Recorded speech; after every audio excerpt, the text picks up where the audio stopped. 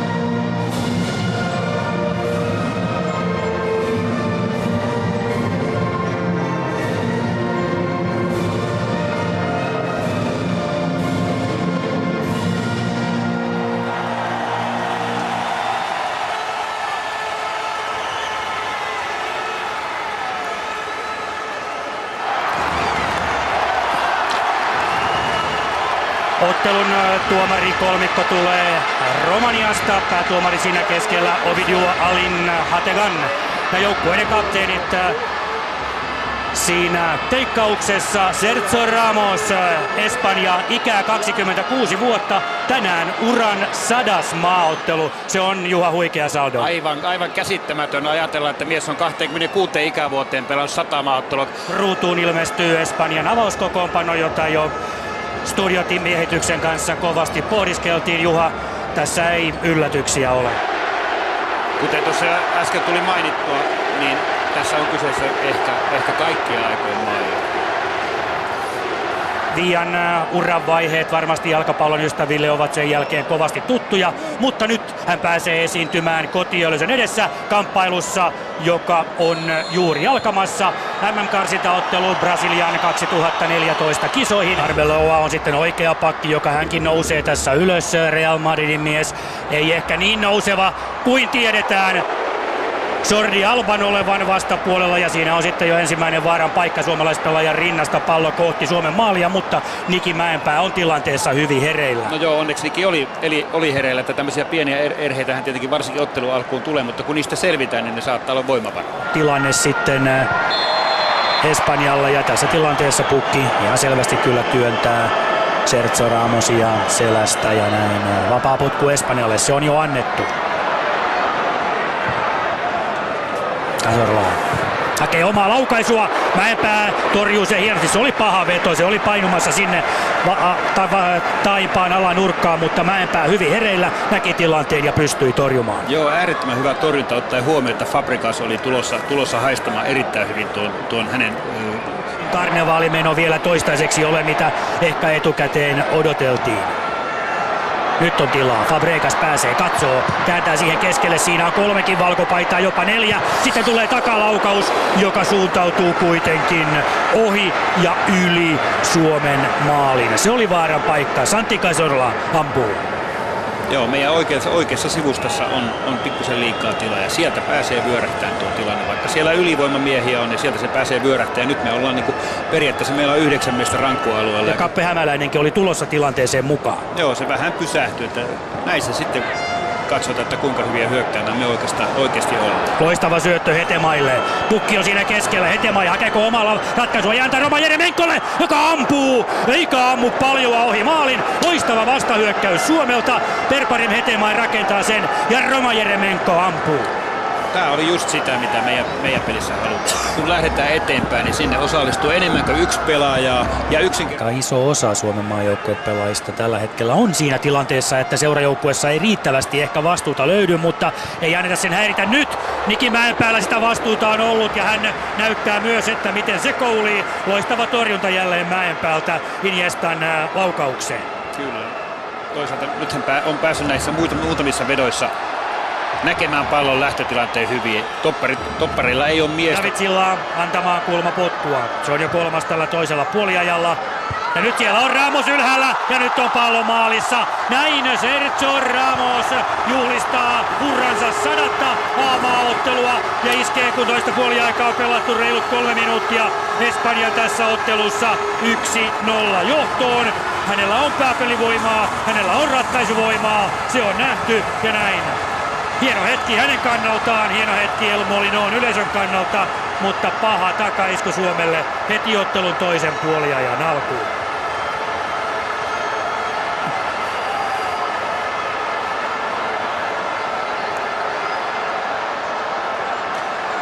Ramos tulee vahvasti noihin tilanteisiin, että hän on nopea, voimakas pelaaja, hän tulee hyvin ja röyhkeästi tuohon tilanteeseen. Ja tässä tietenkin aikaisemmissa kulmapotkutilanteissa on miettinyt noita tolppamiehiä, että siis tolppamiehiä Suomen kulmissa ei ole.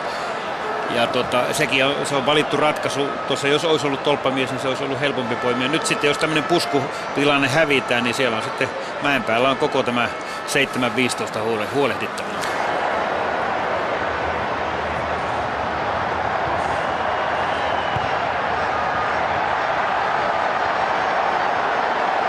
Sergio Ramos, joka on jo kerran osunut, hakee toista osumaa tähän kamppailuun. Eikä ole huono veto. Joo, nyt tämä toinen jakso on siis, tämä on ollut huonompi kuin ensimmäinen jakso Suomen kannalta.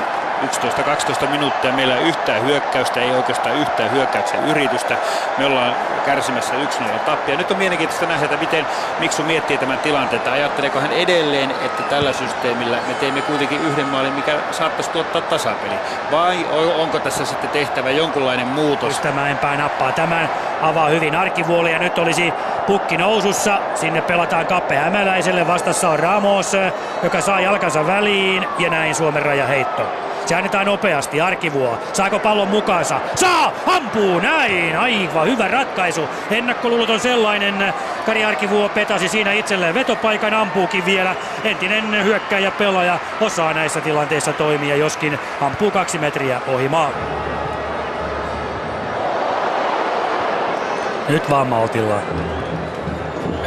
Hyvä on tämä syöttö ja sitten menee läpi, pukki menee läpi, pääseekö vielä ampumaan? Pääsee ampumaan, mutta laukaus on heikko. Joka tapauksessa siinä oli osoitus hänen juoksuvoimastaan ja nopeudestaan. Ja sen verran siinä oli Sergio Ramos tilanteessa myöhässä, että ei oikein voinut taklaamaankaan lähteä.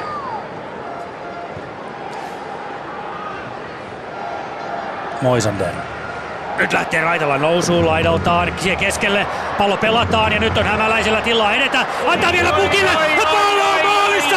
Suomi iskee aivan loistavan tasoitusmaalin, Kappe Hämäläinen antaa laidalta ja Teemu Pukki kiittää, Suomi nousee 1-1 tasapeliin, hyödyntää mahdollisuutensa, kerta kaikkiaan upea vastaisku, joka lähti siitä, että jo omalla alueella uskallettiin pelata, Kim Sparv rohkeasti espanjalaispelaajan karvauksen yli.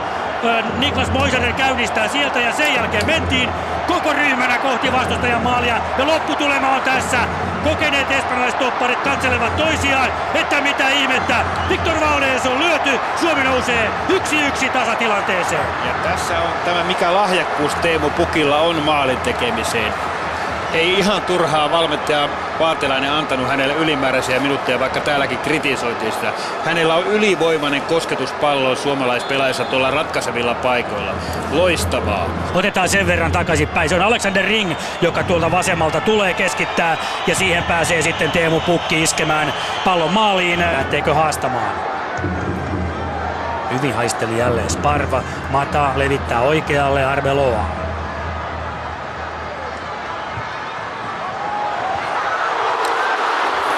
Hyvin siinä nousee Negredo, joka on todella vahva, kookas, härkämäinen hyökkääjä tuossa tilanteessa puskuun. Väkisin Joona Toivio selän takaa. Hyvä liike myös, mutta viimeistely ontuu aavistuksen verran. Matalta loistava pallo. Ja Mäenpääkin on siinä tilanteessa toki mukana. Joo, Mäenpää oli hyvin mukana tässä. Vitonen ehkä lisäaikoineen jäljellä. Iniesta. Jalka väliin. Loistava nosto. Mata ampuu. Mutta ampuu ohi maalin. 2 upeaa henkilökohtaista suoritusta. Iniestan syöttö. Juan Matan laukaus. Mutta maali varjeltuu. Suoraan ilmasta. Nyt vaan pää kylmänä. Nämähän on niitä hetkiä, jolloin pelit ratkaistaan.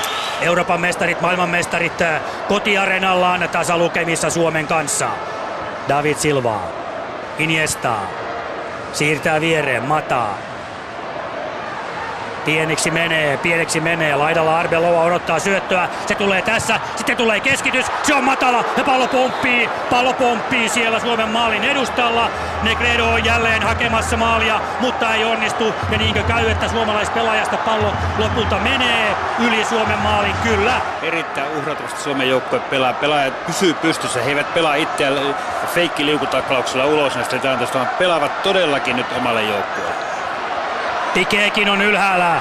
Iniesta hakee takatulkkomaa ja siellä on pallo ja se on lopulta Niki Mäenpään sylissä. Ja sitten tunteet kuumenevat. David Silva käy todella kuumana. Oliko hän siellä potkimassa ja katsotaan nyt sitten mitä David Silva siinä näyttää romanialaistuomarille, että Iniestan keskitys, Negredo pääsee. Ja kyllä aivan selvästi Silva potkii sinne jo Mäenpään sylissä olevaa palloa ilman muuta. Iniesta saa uudestaan, mutta Suomi pääsee katkaisemaan ja Pukki pitää pallon. Pidä nyt palloa, älä ainakaan siitä hevillä luovu. Antaa siihen Kappe Hämäläiselle viereen. Hämäläinen lähtee nousuun. 2 vastaan. Etemaa jo vapaana. Anna sinne. Siinäkö on Suomen paikkaa? Perpa rimhetee kohti maalia. Perpa ampuukin, mutta se pysähtyy ensimmäiseen mieheen. Siinä oli Suomella vielä maalintekopaikka. Onnessa vielä Esperallakin saumaa. Mata katsoo. Siellä on Negredo. Tälle pelataan, mutta ei ehdi Alvaro tuohon. Kulmapotkuun antaa Suomi siinä. 4 minuuttia täyttyy. Romanialaistuomari katselee kelloaan. Vieläkö hän antaa tämän kulman Espanjan pelata? Niki Mäenpää huutaa rivejä kuntoon. Nyt ei saa nukkua. Nyt pitää olla tarkkana. Aivan viime hetkillä mennään. Kulmapotku Espanjalla. Mata antaa sen. Katsoo. Antaa matalana. Ja siihen pääsee suomalaispelaaja väliin. Ja sitten on tämä homma paketissa. Romanialaistuomari puhaltaa pilliin. Suomi ottaa suuren taistelupisteen. Kuka olisi etukäteen uskonut? Huuhkajapelaajat kenties. Niki Mäenpää siellä juhlinnan kohteena. Suomalaisfanit saavat taatusti ikimuistoisen elämyksen. Hallitseva Euroopan mestari, hallitseva maailmanmestari Espanja kotiareenallaan 1-1 tasapeliin. Nyt suuri ansaittu kiitos tälle joukkueelle, joka tuli tänne nöyränä, uskoi asiaansa, tiesi asiat paremmin kuin asiantuntijat, yleisö, muut täällä stadionilla. He tekivät omaa juttunsa, luottivat siihen. 1-1 tämmöisessä tilanteessa aivan mahtava lopputulos. Tässä kaikki täältä paikan päältä. Upea suomalainen jalkapalloilta. Tehtiin tietyllä tapaa suomalaista jalkapallohistoriaa. Vastassa hallitseva Euroopan mestari, maailmanmestari. Ja Suomi nousee tappioasemasta upealla vastaiskumaalilla. 1-1 tasapeli pistejakoon. Kuten Juha Vieristä totesi, tästä on hyvä jatkaa ja rakentaa suomalaista jalkapallomenestystä eteenpäin.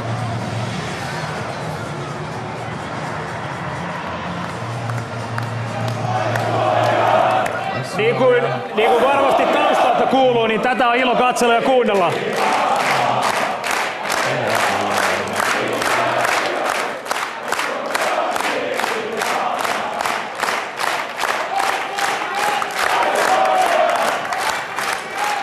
Tunnelma täällä Savoin teatterissa on kerta kaikkiaan upea. Onko pakko istua? Saat seistä, jos haluat. 1-1 Espanjaa vastaan. Mikä upea fudisilta kerta kaikkiaan. Tää on niinku suurin sydämen voitto. Tasapeli on nyt iso voitto Suomelle ja tämmönen potki tätä joukkuetta eteenpäin, mut siis tässä oli se kovin monta ihmistä, kun tietää miltä tuntuu tuossa myllyssä. Aki tietää, kuningas tietää. Tihinen tietää, mutta hyvin harva tässä salissa tietää, mutta tää on käsittämätön tulos.